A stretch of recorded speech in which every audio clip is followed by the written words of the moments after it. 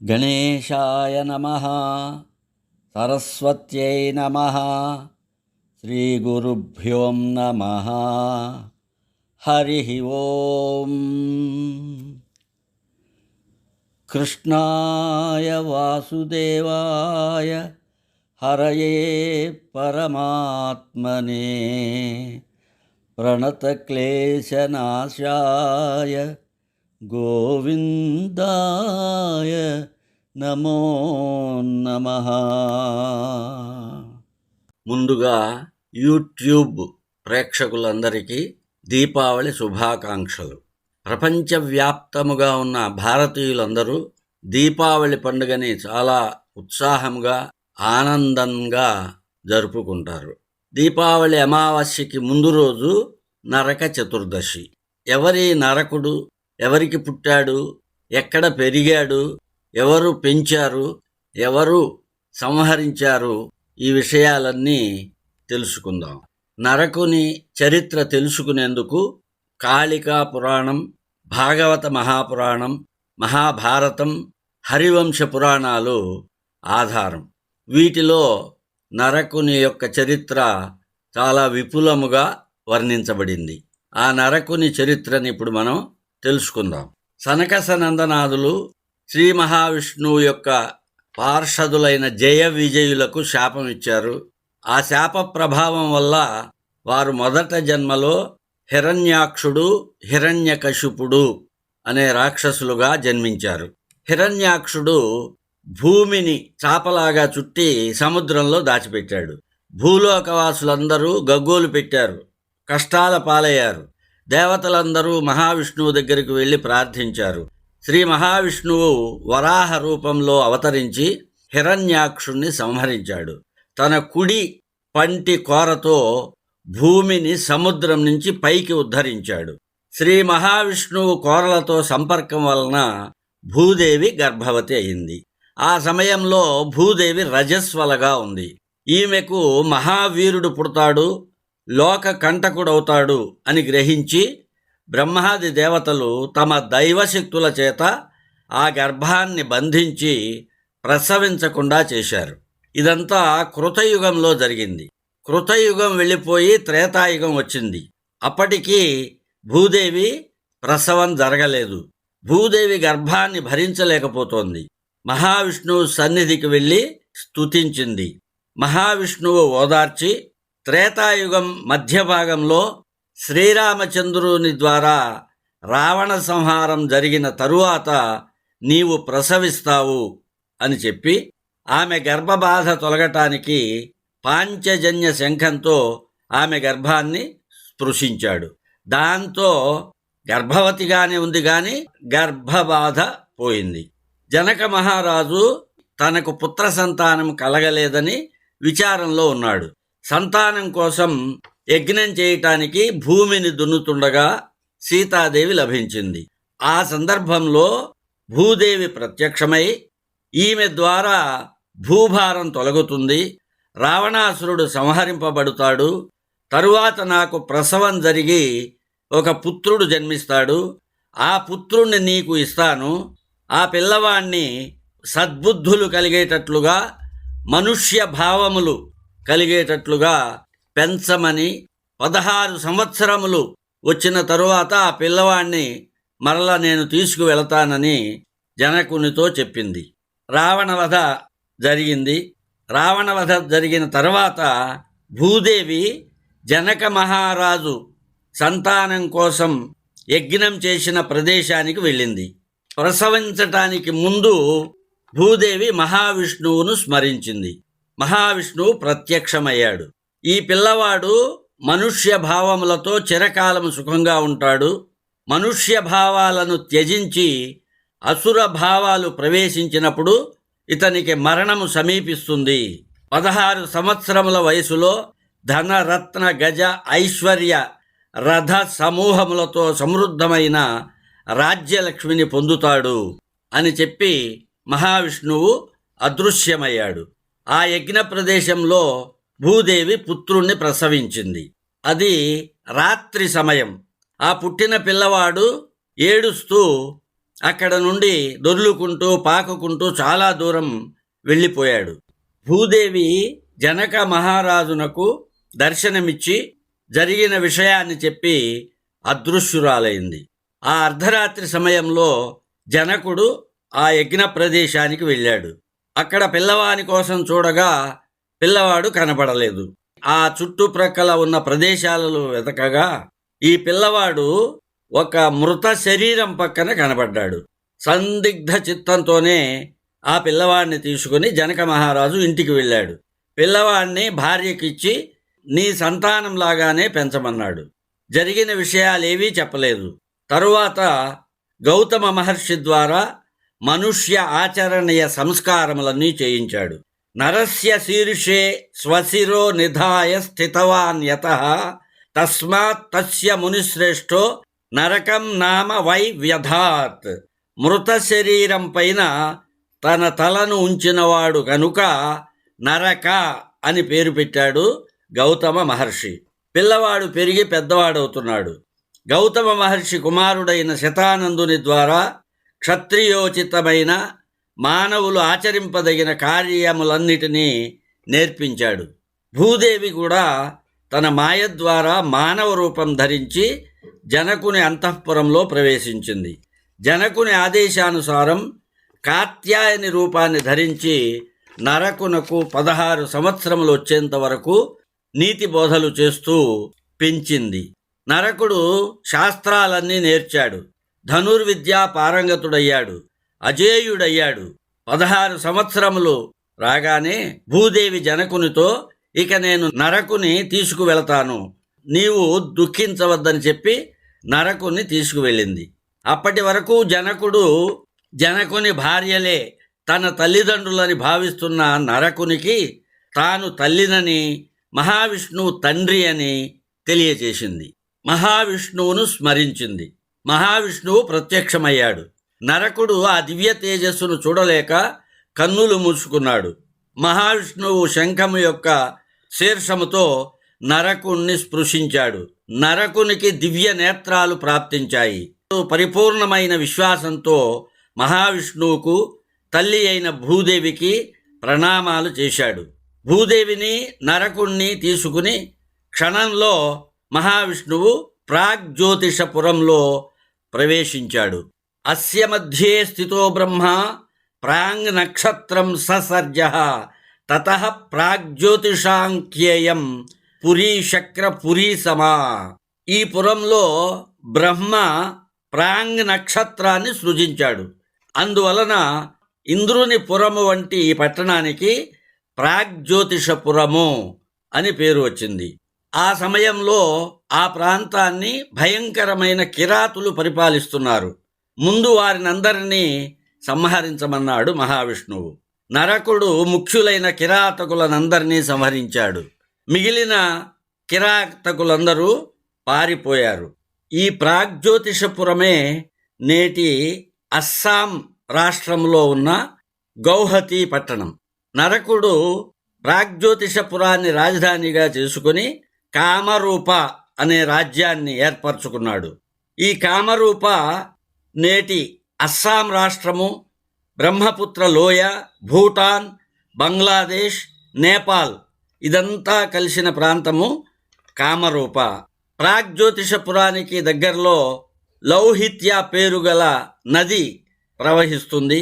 అక్కడ ఉన్న నీలాచల పర్వతం పైన జగన్మాత కామాఖ్య అనే పేరుతో విరాజిల్లుతోంది.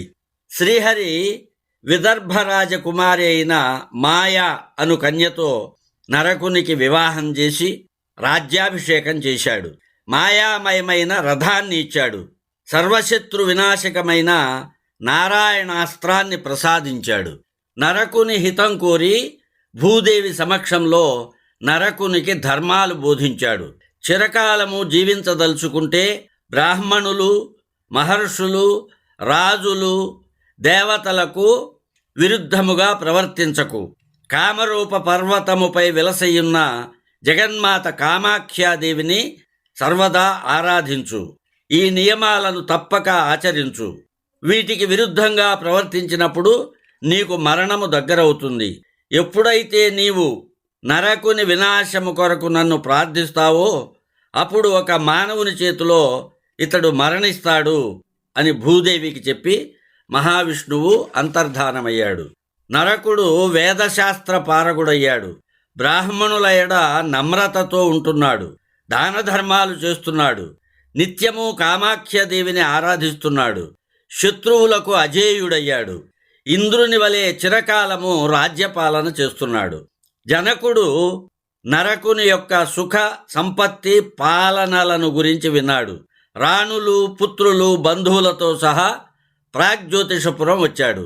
ప్రాగ్జ్యోతిషపురం ఇంద్రలోకంలాగా అనిపించింది. నానావిధ భూషణాలతో అలంకృతుడై ఉన్న నరకుణ్ణి చూశాడు. అక్కడ ఉన్న అందరికీ ఆనందంతో, సంతోషంతో నరకుని జన్మ వృత్తాంతాన్ని తెలియచేశాడు. ఆనందంగా కొద్ది రోజులు అక్కడ గడిపాడు. నరకుని చేత సత్కరింపబడి తన నగరానికి వెళ్ళిపోయాడు. త్రేతాయుగం వెళ్ళిపోయింది. ద్వాపర యుగం వచ్చింది. ద్వాపర యుగం అంతిమ భాగంలో శోణితపురంలో, ఇది నేటి అస్సాం రాష్ట్రంలోని తేజ్పూర్ పట్టణం, ఈ శోణితపురంలో బలిచక్రవర్తికి బాణాసురుడు జన్మించాడు. ఇతడు చాలా పరాక్రమవంతుడు. నరకునికి బాణాసురునితో స్నేహం ఏర్పడింది. ఇద్దరూ గాఢమిత్రులయ్యారు. బాణుడు శివభక్తుడు, అసురభావాలు కలవాడు. బాణాసురుడు చేసే విస్మయాన్ని కలిగించే పనులను చూసి స్నేహదోషం చేత నరకునిలో కూడా అసురభావాలు ప్రవేశించాయి. బ్రాహ్మణులను పూజించడం లేదు. దాన ధర్మాలు మానేశాడు.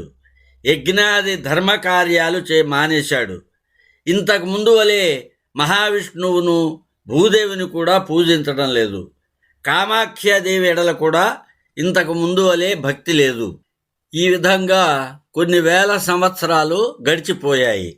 ఒక పర్యాయం బ్రహ్మపుత్రుడైన వశిష్ఠ మహర్షి నీలకోట పర్వతంపై వెలసిన కామాఖ్యాదేవిని దర్శించటానికి ప్రాగ్జ్యోతిషపురం వచ్చాడు. నరకుడు అమ్మవారిని దర్శించటానికి ఆ మహర్షికి అనుమతి ఇవ్వలేదు. వశిష్ఠుడు కోపించి మహా తేజస్వి అయిన వరాహునకు, భూదేవికి పుట్టి ఒక బ్రాహ్మణుని దేవతా దర్శనం చేసుకోకుండా అడ్డుపడుతున్నావు, ఇది నీకు తగదు, నన్ను జగదంబ అర్చనను చేసుకోనివ్వు అన్నాడు. నరకుడు కఠోరంగా మహర్షిని నిందించాడు. అందుకు మహర్షి కోపించి, నీవు ఎవరి వలన జన్మించావో ఆ మహాత్ముడు మానవుడుగా పుడతాడు, ఆయన చేత నీవు సంహరింపబడతావు అని శపించాడు. నీవు మరణించిన తర్వాతనే నేను కామాఖ్యాదేవి పూజ చేస్తాను. నీవు జీవించి ఉన్నంత వరకు కామాఖ్యాదేవి పరివారముతో సహా అక్కడ నుండి అంతర్ధానమవుతుంది అని చెప్పి వశిష్ఠ మహర్షి తన స్వస్థానానికి వెళ్ళిపోయాడు. మహర్షి వెళ్ళిపోయినాక నరకుడు విస్మయం చెందాడు. నీలకోట పర్వతంపైనున్న కామాఖ్య మందిరానికి వెళ్ళాడు. అక్కడ కామాఖ్యాదేవి పరివారము ఎవరూ కనబడలేదు. చాలా చింతించాడు.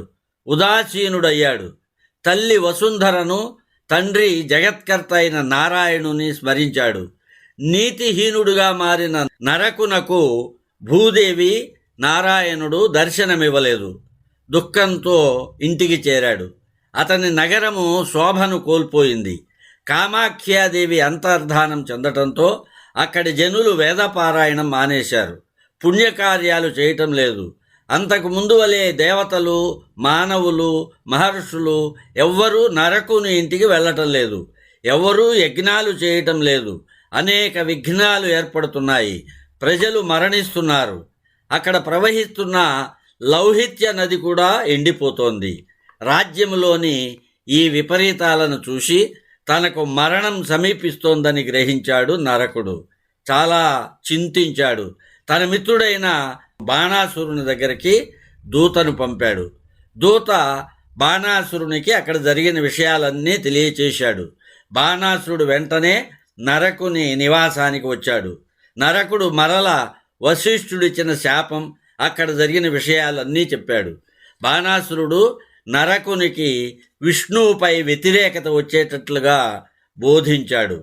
విష్ణువు దేవతల పక్షపాతి. విష్ణువు నీకు తండ్రి అని ఎవరు చెప్పారు? నీ తండ్రి వరాహుడు. వరాహుడు ఇప్పుడు లేడు కదా, కనుక నీవు విష్ణువుని ఆరాధించకు, బ్రహ్మను గాని శివుని గాని ఆరాధించమని బోధించాడు. నరకుడు విష్ణువుని శివుణ్ణి కూడా ఆరాధించను, బ్రహ్మను ఆరాధిస్తానన్నాడు. బాణాసురుడు తన పట్టణానికి వెళ్ళిపోయాడు. నరకుడు బ్రహ్మను గూర్చి ఉగ్రమైన తపస్సు మొదలుపెట్టాడు. 100 సంవత్సరాలు ఘోర తపస్సు చేశాడు. బ్రహ్మ ప్రసన్నుడై ప్రత్యక్షమయ్యాడు. వరం కోరుకోమన్నాడు. నరకుడు 5 వరాలు కోరాడు.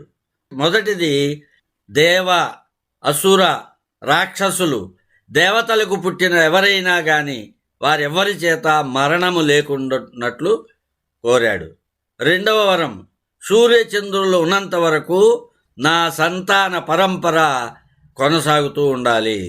మూడవ వరం, తిలోత్తమ మొదలగు అప్సరసల అందము గుణము కల 16,000 మంది కన్యలు నాకు లభించాలి.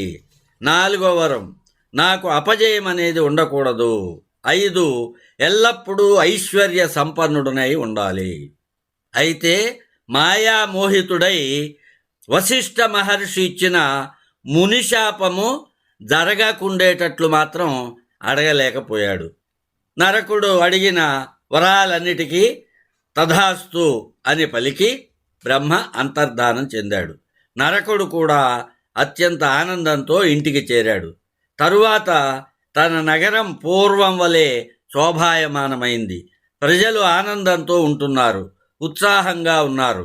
కాలక్రమంలో నరకునికి భగదత్తుడు, మహాశీర్షుడు, మదవంతుడు, సుమాలి అనే 4 పుత్రులు కలిగారు. బాణాసురుని సలహా ప్రకారం హయగ్రీవుడనే అసురుణ్ణి తన సేనాపతిగా నియమించుకున్నాడు. మురుడనే రాక్షసుడు, నిసుంద, సుందులనే రాక్షసులు, విరూపాక్షుడు ఇంకా అనేక మంది రాక్షసులు నరకుని దగ్గరకు చేరారు. మురుడు ఘోరమైన 60,000 క్షురాంతములు అను పేరు గల పాశములను ఆ నగరానికి రక్షకములుగా ఏర్పరిచాడు. పూర్వ మంత్రులను నిర్లక్ష్యం చేస్తూ అసురులతో గడపటంలో ఆనందాన్ని పొందుతున్నాడు నరకుడు. భూమిపైన అనేక మంది రాక్షసులు జన్మించారు. వాళ్ళు అనేక అకృత్యాలు చేస్తున్నారు. భూమికి భారం ఎక్కువైపోయింది. భూదేవి ఆ భారాన్ని భరించలేక బ్రహ్మదేవుడు దేవతల దగ్గరకు వెళ్ళి మొరబెట్టుకుంది. బ్రహ్మ, దేవతలు అందరూ శ్రీమన్నారాయణుని దగ్గరికి వెళ్ళి ప్రార్థించారు. అప్పుడు శ్రీమన్నారాయణుడు దేవకి వసుదేవులకు శ్రీకృష్ణుడుగా జన్మించాడు. బాల్యంలోనే అనేక మంది రాక్షసులను సంహరించాడు. అక్కడ నరకుడు తన మనుష్య భావాలను త్యజించాడు. అసుర భావాలు అతనిలో బాగా పెరిగిపోయాయి. దేవతలను పీడించటం మొదలుపెట్టాడు. దేవతలను, మునులను అవమానిస్తున్నాడు. హయగ్రీవుని సహాయంతో ఇంద్రుణ్ణి పరాజితును చేశాడు. 16,000 మంది కన్యలను దేశంలోని వివిధ భాగాల నుంచి అపహరించి తీసుకువచ్చాడు. అదితి కుండలములను అపహరించాడు. ఈ విధంగా మహర్షులను, దేవతలను పీడిస్తూ 5,000 సంవత్సరాలు రాజ్యపాలన చేశాడు. నరకాసురుడు పెట్టే బాధలకు భయపడిపోయి ఇంద్రుడు తన గణములతో శ్రీకృష్ణుని దగ్గరకు వచ్చాడు. నరకుడు బాణాసురుని సలహాతో బ్రహ్మను తపస్సుతో సంతోషపరిచి వరాలను పొందాడు. గర్వితుడై ఉన్నాడు. మొదట్లో ఇతడు ధర్మాత్ముడు, దేవతారాధన చేసేవాడు, వ్రతములను ఆచరించేవాడు. అయితే ప్రస్తుత కాలంలో అసుర భావాలను పొంది అందరినీ పీడిస్తున్నాడు. అదితి కుండలాలను అపహరించాడు. వరుణుని ఛత్రాన్ని అపహరించాడు. 16,000 మంది కన్యలను చెరపట్టాడు. దేవతలను, ఋషులను పీడిస్తున్నాడు. బ్రాహ్మణులకు అప్రియము కలిగిస్తున్నాడు. మణిపర్వతాన్ని కూడా తీసుకువెళ్ళాడు. లోకాలకు శుభం కలగటానికి ఈ పాపాత్ముణ్ణి సంహరించమని ఇంద్రుడు శ్రీకృష్ణుణ్ణి ప్రార్థించాడు. ఇది వింటూనే కృష్ణుడు గరుత్మంతుని స్మరించాడు. వెంటనే గరుత్మంతుడు వచ్చాడు. కృష్ణుడు సత్యభామను కూడా తీసుకుని గరుడారూఢుడై ప్రాగ్జ్యోతిషపురానికి బయలుదేరాడు. ఇంద్రాది దేవతలు తమ తమ గృహాలకు వెళ్ళిపోయారు. శ్రీకృష్ణుడు కౌమోదకి అను తన గదతో గిరిదుర్గాలను ఛేదించాడు. శరపరంపరతో శస్త్రదుర్గాలను ఛేదించాడు. సుదర్శన చక్రంతో అగ్ని జల వాయు దుర్గాలను నిర్వీర్యం చేశాడు. గదతో ప్రాకారాలను కూలగొట్టాడు. నందకము అనే ఖడ్గంతో మురుడు ఏర్పరిచిన పాశములను ఖండించాడు. పాంచజన్య శంఖాన్ని పూరించాడు. ఆ సమయంలో మురుడు జలముల యందు నిద్రిస్తున్నాడు. భయంకరమైన పాంచజన్య శంఖధ్వనిని విన్నాడు. జలాల నుండి బయటికి వచ్చాడు. శ్రీకృష్ణునితో యుద్ధానికి తలపడ్డాడు. ఇద్దరి మధ్య భీకర యుద్ధం జరిగింది. కృష్ణుడు తన చక్రంతో మురుని 5 తలలను ఖండించాడు. మురాసురుడు ప్రాణాలు కోల్పోయాడు. మురాసురుని 7 కుమారులు కృష్ణునితో యుద్ధం చేశారు. కృష్ణుని చేతిలో అందరూ సంహరింపబడ్డారు. నరకుని సేనాపతులు, ప్రముఖ దైత్యులు అందరినీ కూడా కృష్ణుడు సంహరించాడు. నరకుడు అసహనంతో ఊగిపోయాడు. యుద్ధానికి బయలుదేరాడు. నరకాసురుడు శ్రీకృష్ణునితో యుద్ధానికి దిగాడు. శ్రీకృష్ణుడు తన వాడి అయినటువంటి బాణాలతో నరకాసురుని యొక్క సైన్యాలన్నింటినీ హతమార్చాడు. గరుత్మంతుడు కూడా తన బలమైన రెక్కలతో, గోళ్లతో గజబలాలను, అశ్వబలాలను చావగొడుతోంది. ఆ దెబ్బలకు తట్టుకోలేక ఆర్తనాదం చేస్తూ అవన్నీ పురములోకి పారిపోయినాయి. గరుడుని ధాటికి తట్టుకోలేక సైన్యమంతా కూడా పారిపోయారు. చివరికి యుద్ధరంగంలో నరకాసురుడు ఒక్కడు మిగిలాడు. తాను ఒక్కడే నిలిచి యుద్ధరంగంలో కృష్ణునితో పోరాడసాగాడు. నరకుడు శ్రీకృష్ణుని చంపటానికి ఒక శూలాన్ని చేతిలోకి తీసుకున్నాడు. ఆ శూలాన్ని ప్రయోగించటానికి ముందే శ్రీకృష్ణుడు గజారూఢుడై ఉన్నటువంటి నరకుని యొక్క శిరస్సును తన చక్రాయుధము చేత ఖండించాడు. ఆ నరకాసురుని శిరస్సు నేలపాలైంది. అతని బంధువులందరూ హాహాకారాలు చేశారు. ఋషులు, ఇంద్రాది దేవతలు భళీ భళీ అని పలుకుచూ పూలమాలలను వర్షిస్తూ సంతోషంతో శ్రీకృష్ణుని స్తుతించారు. భూదేవి శ్రీకృష్ణునకు అంజలి ఘటించి భక్తి శ్రద్ధలతో నమస్కరించి స్తుతించింది. నరకుని చరిత్ర నుండి మనము తెలుసుకొనవలసిన విషయము, దుష్టులతో స్నేహము చేయకూడదు. ఎంత మంచివాడైనా దుష్టులతో స్నేహం చేస్తే ఆ దుష్టుల యొక్క గుణాలన్నీ అబ్బి వీడు కూడా నశించటం జరుగుతుంది. దానికి ఉదాహరణ నరకుడు. స్వస్తి ప్రజాభ్యః పరిపాలయంతాం న్యాయేన మార్గేణ మహిం మహిషః గోబ్రాహ్మణేభ్యః శుభమస్తు నిత్యం లోకాః సమస్తాః సుఖినో భవంతు. కృష్ణార్పణమస్తు. ఓం శాంతి శాంతి శాంతి.